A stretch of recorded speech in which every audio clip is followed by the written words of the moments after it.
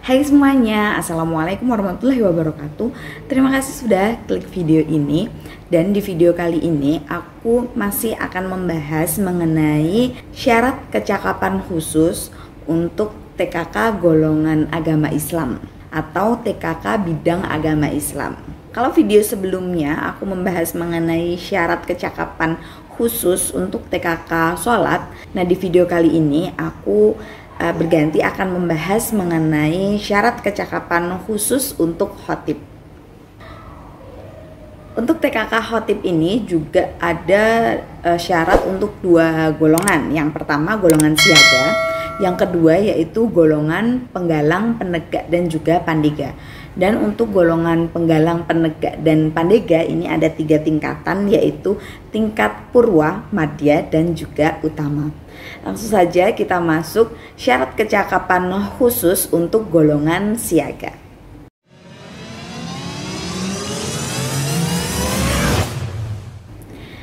Nah, untuk adik-adik yang ingin mencapai TKK khotib di tingkat siaga yang harus adik-adik penuhi, yaitu yang pertama, adik-adik mengetahui syarat-syarat untuk menjadi khotib. Khotib merupakan orang yang menyampaikan khutbah Jumat.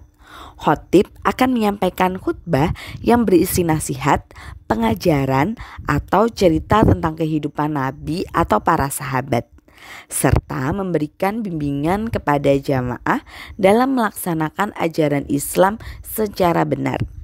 Khutbah yang disampaikan diharapkan dapat memberikan inspirasi, motivasi, serta pemahaman yang lebih baik bagi jamaah tentang kehidupan keagamaan dan nilai-nilai yang harus diterapkan dalam kehidupan sehari-hari. Ada beberapa syarat yang harus dipenuhi seseorang untuk dapat menyampaikan khutbah Jumat. Yang pertama yaitu berakal sehat. Dalam hal ini sudah jelas bahwa orang yang kehilangan akal atau dalam kondisi gila tidaklah diperbolehkan untuk menjadi khotib dan menyampaikan khutbah. Yang kedua yaitu dalam kondisi suci dari hadas. Dalam ajaran Islam terdapat 2 jenis hadas, yakni hadas besar dan hadas kecil. Seorang khotib yang hendak berkhutbah harus membersihkan diri dari kedua hadas tersebut. Yang ketiga yaitu menutup aurat. Dalam melakukan khutbah Jumat, seorang khotib juga harus memperhatikan pakaian yang dikenakannya. Pakaian yang dikenakan saat berkhutbah haruslah menutup aurat dan rapi. Mengingat menutup aurat adalah salah satu bagian dari syariah Islam yang harus dijalankan oleh muslim, baik laki-laki maupun perempuan. Yang keempat yaitu laki-laki. Orang yang menyampaikan khutbah Jumat adalah seorang laki-laki.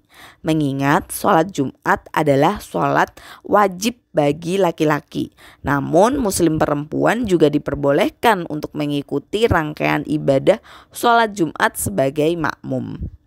Yang kelima dan yang terakhir adalah memahami rukun khutbah.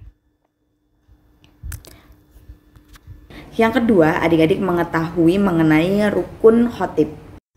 Sesuai dengan syarat khutbah yang kelima yaitu memahami rukun khutbah, berikut adalah rukun khutbah yang harus diketahui seorang khotib. Yang pertama yaitu membaca hamdalah, misalnya alhamdulillah atau inna hamdalillah. Yang kedua yaitu membaca sholawat kepada Nabi Muhammad SAW, yaitu sholli ala Muhammad. Yang ketiga yaitu membaca 2 kalimat syahadat. Yang keempat, mengajak para jamaah untuk bertakwa kepada Allah Subhanahu wa Ta'ala. Dan yang terakhir yaitu membaca ayat Al-Quran di salah satu khutbah yang dibawakan.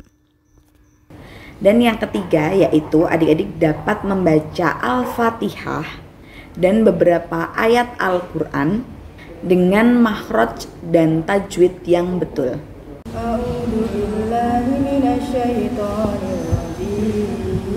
Bismillahirrahmanirrahim. Alhamdulillahirabbil alamin. Ar-Rahmanirrahim.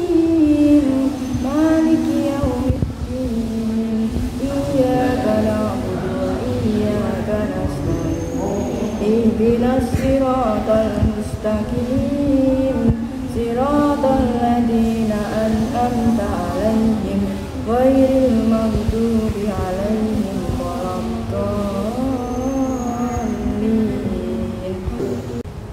Bismillahirrahmanirrahim. Alif lam mim. Dzalikal kitabu la raiba fihi hudal lil muttaqin alladzina yu'minuna bil ghaibi wa yuqimunas sholata wa mimma razaqnahum yunfiqun walladzina yu'minuna bima unzila ilaika wa ma unzila min qablik wa bil akhirati hum yuqinun ulaika ala hudan min rabbihim wa ulaika humul muflihun. Innal ladzina kafaru sawa'un 'alaihim a andartahum am lam tundirhum la yu'minun. Khatamallahu ala qulubihim wa ala sam'ihim wa ala absarihim ghishawatun wa lahum adabun adzim. Shadaqallahul adzim. Itu tadi 3 syarat yang harus adik-adik penuhi untuk mendapatkan TKK Khatib di tingkat atau di golongan siaga. Selanjutnya yaitu syarat kecakapan Khatib untuk golongan penggalang, penegak, dan pandega.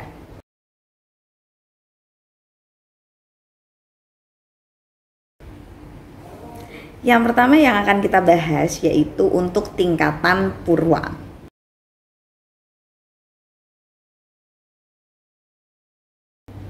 Untuk mencapai TKK Khatib di tingkat purwa ini, yang pertama yang harus adik-adik penuhi atau harus adik-adik siapkan yaitu 1. Nah, adik-adik harus tahu dan dapat melaksanakan syarat dan juga rukun Khatib. Yang kedua yaitu adik-adik dapat berkhutbah dengan sopan dan dengan bahasa yang mudah difahami oleh orang umum atau orang lain. Nah, yang ketiga ini tambahan untuk adik-adik di golongan penegak dan juga pandega, yaitu adik-adik telah melatih sedikitnya seorang pramuka siaga untuk mencapai TKK Khatib. Selanjutnya kita masuk ke syarat kecakapan khusus Khatib untuk golongan penggalang, penegak, dan pandega tingkatan madya.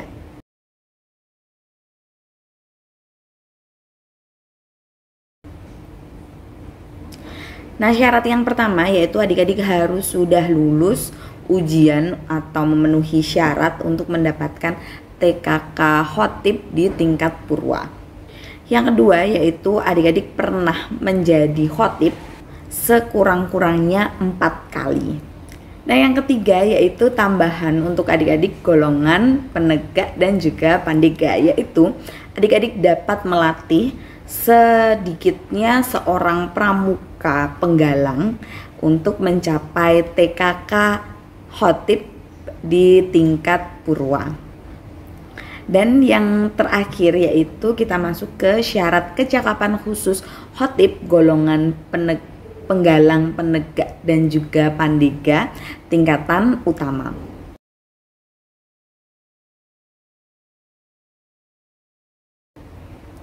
Nah, syarat yang pertama yaitu adik-adik telah lulus atau telah mampu melewati ujian TKK tingkat madya. Lalu yang kedua yaitu adik-adik dapat berkhotbah di depan massa sedikitnya 40 orang dan sekurang-kurangnya 4 kali. Yang ketiga yaitu adik-adik paham akan sunnah dan juga sejarah khutbah. Dan yang terakhir yaitu khusus untuk adik-adik golongan penegak dan juga pandega. Syarat tambahannya yaitu adik-adik telah mampu atau telah melatih sedikitnya seorang pramuka untuk mampu mencapai mencapai TKK khutbah ini di tingkat madya.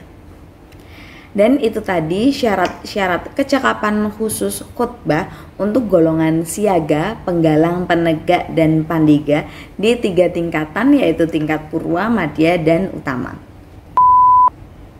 Dan semoga video ini bermanfaat untuk kalian. Jangan lupa klik like-nya kalau kalian suka dengan video ini. Jangan lupa di-share video ini supaya teman-teman yang lain juga mengetahui syarat-syarat untuk mencapai syarat-syarat kecakapan khusus atau TKK khutbah.